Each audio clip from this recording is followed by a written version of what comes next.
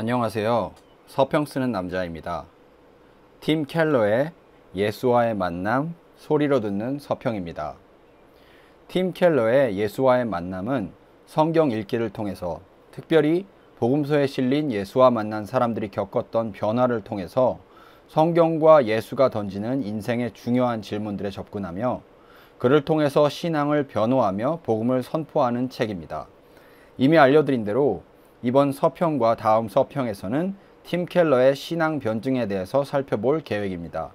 이번 주에는 예수와의 만남을 통해서 제가 이해하는 팀 켈러의 신앙 변증이 가진 세 가지 특징에 대해서 살펴볼 것이고, 다음 주에는 살아있는 신을 통해서 켈러의 신앙 변증이 변증학의 궤적에서 어디에 위치하고 있는지, 다른 변증적 접근들과 어떻게 다른지, 그리고 어떠한 기여를 하고 있는지에 대해서 자세히 살펴보게 될 것입니다.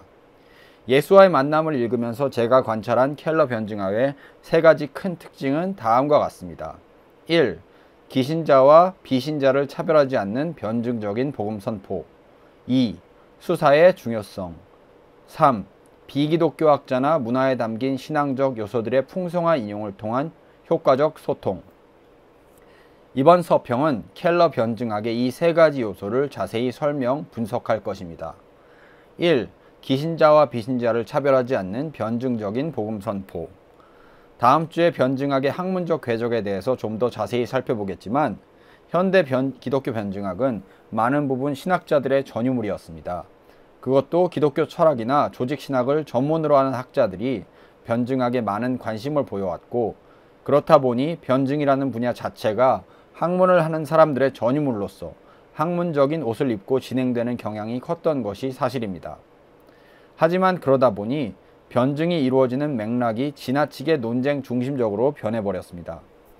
우리는 학자들 간의 논쟁에서 기독교 신앙의 중요한 이슈들, 예를 들면 신정론이나 과학과 신앙의 관계, 성경의 권위 같은 주제들이 다루어지는 것을 흔하게 봅니다만, 목회자들이 설교나 성경 공부를 통해서 특별히 복음을 선포하기 위한 목적을 가지고 변증을 그러한 복음 선포라는 목적에 부합하도록 사람들이 기독교 신앙에 대해서 가지고 있는 오해나 편견을 벗겨내는 차원에서의 변증을 보는 것은 흔치 않은 일이 되어버렸습니다.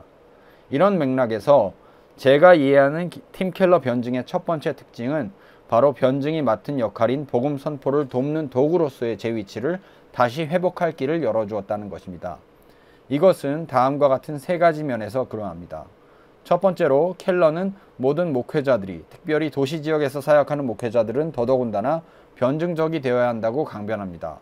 두 번째로, 켈러는 목회자들의 변증은 복음 선포와 따로 떨어져서는 안 되며 계속적으로 복음 선포를 위한 큰 그림에서 일어나야 한다고 말합니다.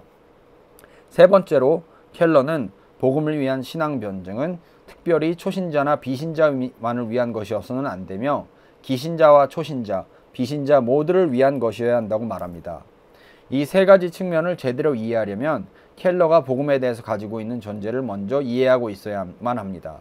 그리고 그것은 기신자나 초신자 모두 계속적으로 복음을 들어야 하며, 그런 면에서 기신자를 위한 예배와 초신자나 비신자를 위한 추구자의 예배 혹은 열린 예배를 따로 나누어서 드릴 필요가 전혀 없다는 켈러의 신념과 깊은 관련이 있습니다. 왜냐하면 켈러에 의하면 삶의 많은 부분에서 기신자들은 복음을 믿지 않으며 초신자나 비신자도 그만큼이나 혹은 그보다 더 복음을 믿지 않기 때문입니다. 켈러에게 있어서 복음은 일반적으로 많은 교회들이 무비판적으로 가정하듯이 초신자나 비신자가 신앙에 입문할 때 한 번만 들으면 되는 것이 아닙니다. 오히려 켈러는 목회자인 자신을 포함해서 모든 사람들이 계속해서 복음을 들어야 한다고 주장합니다. 왜냐하면 자신을 포함해서 아무도 복음을 제대로 믿는 사람이 없기 때문입니다. 켈러가 말하는 복음을 믿는 것이란 이미 제가 이전 서평에서 얘기했던 대로 마음의 변화를 경험하는 것과 관련이 깊습니다. 마음이란 우리의 근본적 동기구조, 즉 우리가 근본적으로 믿고 신뢰하며 사랑하고 따르는 것들이 우리 삶을 형성해 나가는 구조인데, 그 구조는 많은 경우 굉장히 견고하고 단단하며 그 구조를 바꾸는 일은 대부분의 경우에 반복적인 복음 선포를 통해서 하나님의 사랑을 구체적으로 친밀하게 경험할 수 있는 아주 긴 시간을 필요로 하기 때문입니다. 그러므로 켈러는 설교를 할 때 자신은 오늘 아침에도 복음을 믿지 않는 행위를 했다고, 즉 복음을 믿지 않았다고 말합니다. 만약 하나님께서 자신을 사랑하심을 믿었었더라면 그렇게 하지 않았을 행위를 하고 말았다고 꽤나 자주 고백합니다. 자신도 복음을 믿지 않는 삶을 살 때가 많음을 스스로 고백하는 것입니다. 그러므로 자신이 먼저 복음이 어떤 소식인지를 계속해서 반복적으로 들어야 한다고 말합니다. 이렇게 보기 시작하면 기신자를 위한 예배와 초신자나 비신자를 위한 열린 예배 혹은 추구자 예배를 따로 나눌 필요가 전혀 없어집니다. 기신자나 초신자 혹은 비신자 모두 같은 복음이 다른 질문들이나 상황 속에서 선포되는 것을 계속해서 반복적으로 들어야 하며 여기에는 이미 복음을 알고 있는 사람들과 그렇지 못한 사람들이라는 가정이 끼어들 자리가 존재하지 않습니다. 제가 왜 변증과 별 관련이 없어 보이는 이런 얘기를 처음부터 꽤나 길게 하고 있느냐? 그것은 복음에 대한 이해와 변증에 대한 이해 사이에 밀접한 관련이 있기 때문입니다. 복음을 기신자나 초신자에 상관없이 모든 사람들이 매주 반복적으로 들어야 할 기쁜 소식이라고 가정하면 변증이 그러한 복음 선포라는 목적에 가지게 되는 운신의 폭이 훨씬 넓어집니다. 요는 매주 주일 예배에 기신자와 비신자, 초신자들이 모두 함께 참여한다고 가정하면 그리고 매주 주일 예배마다 설교자가 해야 할 일은 궁극적으로 복음 선포라고 가정하면 기신자들의 경우 그들이 가진 신앙을 더욱 공고하게 해줄 뿐 아니라 그들에게 세속 문화의 높은 파고 속에서 신앙을 변호하는 모델을 제시한다는 차원에서 또 초신자들과 비신자들의 경우 신앙이 가진 합리성을 변호하면서 신앙이 그들이 생각했던 것보다 훨씬 더 합리적이고 이성적일 뿐 아니라 오히려 세속 문화가 가진 논리적 허점에 대한 답변을 제시해 줄 수 있다는 차원에서 설교자에게는 변증적이 되어야 할 의무가 주어지는 것입니다. 여기에 덧붙여서 켈러는 목회자들이 매주 설교에서 복음을 선포하면서 그 일을 변증적으로 해내는 데 성공한다면 기신자들의 신앙 변호를 돕게 될 뿐 아니라 그들의 비신자 친구들, 즉 기신자들이 생각하기에 신앙 변호를 들었으면 하는 믿지 않는 친구들이나 신앙에 별 관심이 없는 친구들을 데려오는 횟수가 늘어나는 것을 경험하게 된다고 말합니다. 이렇게 될 때 목회자는 기신자와 초신자에 대한 차별이 없이 모든 사람들에게 선포되는 예수 그리스도의 복음을 선포할 수 있게 되며 그렇게 하기 위해서 변증적이 되어야 할 필요성을 피할 수 없게 된다고 말합니다. 그러므로 앞에 세 가지 측면, 즉 목회자들은 변증적이 되어야 하며 특별히 복음을 선포한다는 큰 그림을 가지고 그렇게 해야 하며 마지막으로 모든 사람을 위한 신앙 변증을 염두에 둬야 한다는 세 가지에 대한 설명이 가능해집니다. 여기에는 신앙 변증의 본래 목적은 하나님의 각 사람을 향한 사랑을 알고 깨닫게 하는 것이지 논쟁만을 위한 것이 아니라는 전제가 깔려 있으며 더 나아가서 모든 사람은 기신자냐 초신자냐에 상관없이 하나님의 복음을 떠나 있는 아무리 신앙 경력이 오래된 사람이라고 해도 아무리 신앙이 없는 사람이라고 해도 모두 다 동일하게 하나님의 복음 메시지에서 멀어져 있는 사람이라는 아주 현실적인 전제가 깔려 있습니다. 이렇게 사람들에게 신앙을 소통하고 변호한다는 차원에서 켈러의 변증은 수사를 중요하게 생각하며 또 비기독교학자들이나 문화들에 담긴 신앙과의 연결고리를 가지고 그들과 소통하는 것도 중요하게 생각합니다. 2. 신앙 변증에서 수사의 중요성. 두 번째로 설명할 켈러의 신앙 변증이 가지는 특징은 켈러가 수사의 중요성을 잘 인지하고 있다는 것입니다. 흔히들 보수적이며 성경적이라는 신앙인들은 신앙 변증과 소통에서 수사가 차지하는 역할을 가볍게 여길 뿐 아니라 어떤 경우 하나님을 믿는 신앙에 어긋나는 비신앙적인 것, 하나님의 은혜로만 가능한 신앙을 인간의 기술이나 인간적 지혜로 기만하려는 것으로 치부하기까지 합니다.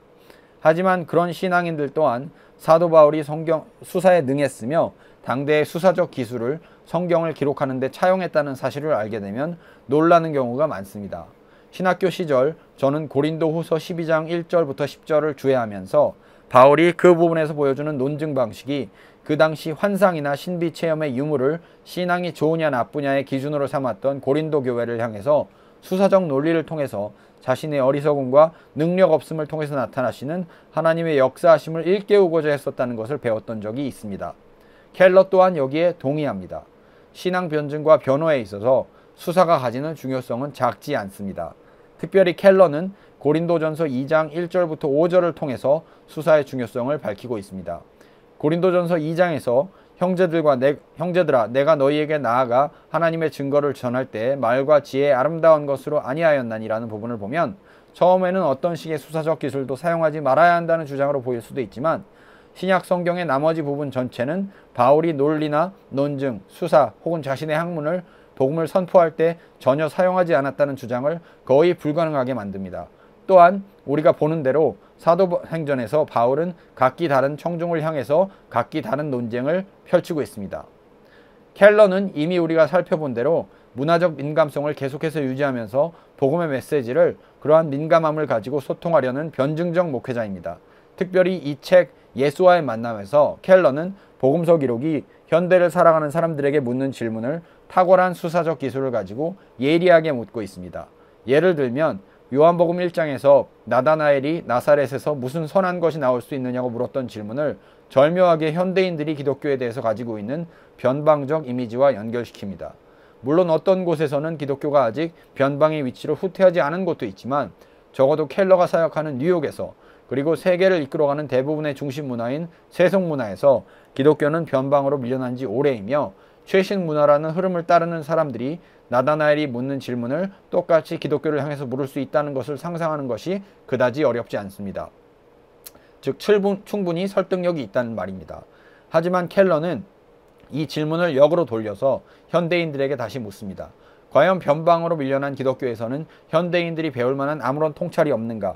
정말로 그렇게 생각하는지를 물으면서 현대인들이 의존하고 있는 바로 그 세속의 논리 안에 기독교의 기원을 둔 생각들이 의외로 많음을 밝혀냄으로써 그들의 고정관념을 깨버립니다. 대표적인 예로 약자와 소수자를 사랑하고 아끼라는 생각이 어떻게 기독교의 연원을 두고 있는지를 드러냅니다. 이러한 수사적 예리함과 민감함은 현대인들의 정서를 정확히 파고들어서 그들이 가지고 있는 질문을 똑같이 묻고 그러한 질문을 넘어서는 더 깊은 차원의 질문을 던질 뿐만 아니라 그 질문들에 대한 세속문화의 답보다 훨씬 더 합리적이고 이성적인 답이 복음의 메시지 안에 담겨 있음을 설득함으로써 신앙 변증 작업을 복음 선포라는 맥락 속에서 해나가는 것입니다. 켈러가 이런 변증 작업을 통해서 1차적으로 얻어내고자 하는 것은 청중들의 신뢰입니다. 신뢰를 얻지 못하면 설득을 하는 것이, 더 나아가서는 복음을 선포하는 것이 불가능하기 때문입니다. 그래서 켈러의 변증에는 비기독교권 학자나 문화에 담겨있는 신앙과의 연결고리의 풍성한 인용을 통한 효과적 소통이 중요합니다. 이것이 바로 켈러의 변증이 가진 세 번째 특징입니다. 3. 비기독교 학자나 문화에 담긴 신앙과의 연결고리의 풍성한 인용을 통한 효과적 소통. 이 마지막 부분은 사실 제가 켈러의 설교에서 했던 얘기들과 겹치는 부분이 많습니다. 그도 그럴 것이 켈러의 신앙 변증은 많은 부분에 있어서 그의 설교를 통해서 나타나기 때문입니다. 그의 설교가 복음 선포를 목적으로 하는 신앙 변증적 설교이기 때문에 켈러가 이러한 비기독교권의 학자나 문화 속에 있는 신앙과의 연결고리를 인용하는 장도 그의 설교들인 경우가 많습니다. 이 마지막 부분에서는 두 가지 예시만 들도록 하겠습니다. 각각의 예시에는 두 명의 문화, 체육계 인사의 인터뷰 내용이 담겨 있습니다. 이러한 예시를 들면서 켈러가 어떤 맥락에서 그러한 인용을 통해서 신앙 변증이라는 작업을 하고 있는지를 살펴보고 마치도록 하겠습니다. 첫 번째로 내적 공허라는 주제에 대해 언급하면서 켈러는 많은 사람들이 자신의 내적 공허를 자신을 이끄는 동력으로, 그리고 그러한 내적 공허에 따른 불안과 걱정을 희망과 동일시하는 우를 범하기가 너무 쉽다고 단적으로 말합니다. 그러면서 현대문화의 네로나라는 인물들의 인터뷰를 통해서 어떻게 그러한 면이 드러나는지를 보여줍니다. 세계적인 테니스 스타 보리스 베커는 인터뷰를 통해서 이렇게 말했습니다. 나는 윈블던 대회에서 우승을 2번 했습니다. 그것도 한 번은 최연소 선수로서였습니다. 나는 부자가 되었죠. 나는 나에게 필요한 모든 물질적 소유를 다 이루었습니다. 자살을 감행하는 스타 영화배우나 가수들 얘기는 흔히 듣는 얘기들이죠. 그들은 모든 것을 가졌지만 여전히 전혀 행복하지가 못합니다. 나 또한 내적 평화를 전혀 누리고 있지 못합니다. 이와 아울러 켈러는 영화배우 소피아 로렌의 인터뷰도 언급합니다. 나는 모든 것을 소유했고 누렸습니다. 상도 많이 받았고 결혼도 했죠. 하지만 내 삶에는 채워지지 않는 내적 공허가 존재합니다. 켈러가 이런 유명인들의 인터뷰를 언급하면서 사람들에게서 이끌어내고자 하는 공감은 사람들은 자신들이 추구하는 것으로는 그들이 바라고 원하는 것을 결코 얻지 못할 것이라는 것입니다. 하지만 대부분의 사람들은 그러한 유명인들처럼 모든 것을 누려본 적이 없기 때문에 켈러는 또한 그들 마음속에 있는 그런 것들을 누려보기라도 한번 하게 되면 좋겠다라는 마음도 간파합니다. 그와 동시에 켈러는 그런 유명인들 또한 그런 것들을 누리기 전에는 동일한 마음이었음을 알아야 한다고 하면서 우리가 그와 같은 위치에 올라간다면 결국 우리도 우리의 내적 공허를 채우지 못한다는 것을 깨닫게 될 수밖에 없을 것이라고 단언합니다. 결론적으로 켈러는 이런 예시를 통해서 하나님이 아닌 다른 것들을 통해서 그러한 마음의 내적 공허를 채우려고 할 때 그런 것들의 노예가 될 뿐만 아니라 그런 것들이 절대로 그러한 내적 공허를 채울 수 없음을 발견하게 될 것이라는 말을 하기 위해서 이런 비기독교 문화권의 인터뷰를 예로 들면서 신앙 변증 작업을 하고 있습니다. 그리고 예수 그리스도의 복음이 이러한 내적 공허를 채워줄 수 있는 설득력 있는 대안이 될 수 있을 공간을 현대인들의 삶 속에서 가지게 되는 것입니다. 두 번째는 자기증명이라는 주제에 대해서 얘기하면서 어떻게 자기증명이라는 주제가 대중문화 속에서 나타나는지, 그리고 이미 정의란 무엇인가 서평에서 얘기했듯이 그러한 자기증명의 욕구가 결국 자신의 힘으로 이루는 구원과 어떻게 맞닿아 있는지, 그리고 예수 그리스도를 통해서 얻는 구원이 어떻게 그런 식의 자기증명 욕구에서 자유롭게 해주는지를 보여줍니다. 그리고 이번에 켈러가 인용하는 두 가지는 영화입니다. 영화 로키의 대사를 보면 이런 부분이 있습니다. 나는 무언가를 증명하고 싶을 뿐이야. 나는 쓸모없는 인간이 아니라는 걸 말이야. 경기에 져도 상관없어. 내 머리를 그놈이 부숴버린다고 해도 괜찮아. 내가 하고 싶은 유일한 일은 끝까지 가보는 거야. 그게 다라고. 아무도 크리드 녀석하고 맞서서 15라운드까지 간 적이 없었다고. 내가 15라운드까지 가게 된다면 15라운드를 끝마치는 벨이 울렸을 때 내가 여전히 서 있기만 한다면 나는 내가 이 동네 출신의 또 다른 쓸모없는 인간이 아니라는 걸 증명하게 될 테니까. 켈러가 이 대사를 인용하면서 부연하는 다음의 설명에는 구원에 대한 그의 깊은 통찰이 담겨 있습니다. 저는 여러분에게 말합니다. 여러분이 멋지게 보이기 위해서, 일을 잘하기 위해서, 그리고 성취하기 위해서 열심히 일하고자 하는 그 모든 꿈들은 결국 여러분이 여러분 자신에게, 그리고 여러분 주변의 사람들에게 여러분 스스로를 증명해 보이고자 하는 욕구가 있기 때문입니다. 바로 여러분이 쓸모없는 인간이 아니라는 걸 말이지요. 이런 차원에서 켈러가 인용하는 영화가 하나 더 있습니다. 최근에 한국에서 다시 개봉하기도 했던 불의 전차에는 이런 대사가 나옵니다. 해롤드 아브람스는 자신을 최고의 100m 선수가 되게 하는 동기를 이렇게 말합니다. 나는 눈을 들어서 저 멀리 복도를 바라보지. 단 10초 안에 나는 내 존재 전체를 증명해내야 하니까. 켈러는 설명을 덧붙이기를 우리 안에 이런 욕구가 존재한다고 하면서 그 욕구의 이면에는 단지 무언가를 잘 해내고 싶은 욕구, 단지 그 일을 잘 해냄을 통해서 사회에 기여하고 싶은 욕구를 넘어서는 욕구와 두려움이 존재한다고 말합니다. 그것은 우리 모두가 사실은 혹시 우리가 아무 쓸모없는 인간이 아닐까라는 두려움이라는 것이지요. 그 두려움에서 탈출하기 위해서 우리가 쓸모 있는 인간이고 우리가 가치 있는 존재라는 것을 우리 자신에게, 그리고 다른 사람들에게 보여주기 위해서 우리는 그토록 열심히 노력합니다. 그리고 이전의 서평에서도 계속해서 말했듯이 이것은 바로 자기 구원의 시도입니다. 자신의 정체성과 가치를 자기 스스로 정하려는 노력의 일환이기 때문입니다. 복음은 그리스도를 통해서 나에게 주어진 정체성과 가치를 받아들이는 것이며, 그러한 받아들임이 깊어질수록 우리는 이러한 자기증명의 욕구로부터 자유로워집니다. 그리고 켈러는 정확히 이런 차원에서 영화 로키와 불의 전차를 인용하고 있습니다. 이번 주에는 켈러의 신앙 변증이 가진 세 가지 특징에 대해서 살펴보았습니다. 다음 주에는 좀 더 본격적인 신앙 변증서인 살아있는 신을 통해서 켈러의 신앙 변증이 현대 변증학에서 차지하는 위치와 그의 변증이 기여할 수 있는 부분에 대해서 자세히 살펴보도록 하겠습니다. 지금까지 서평 쓰는 남자였습니다. 감사합니다.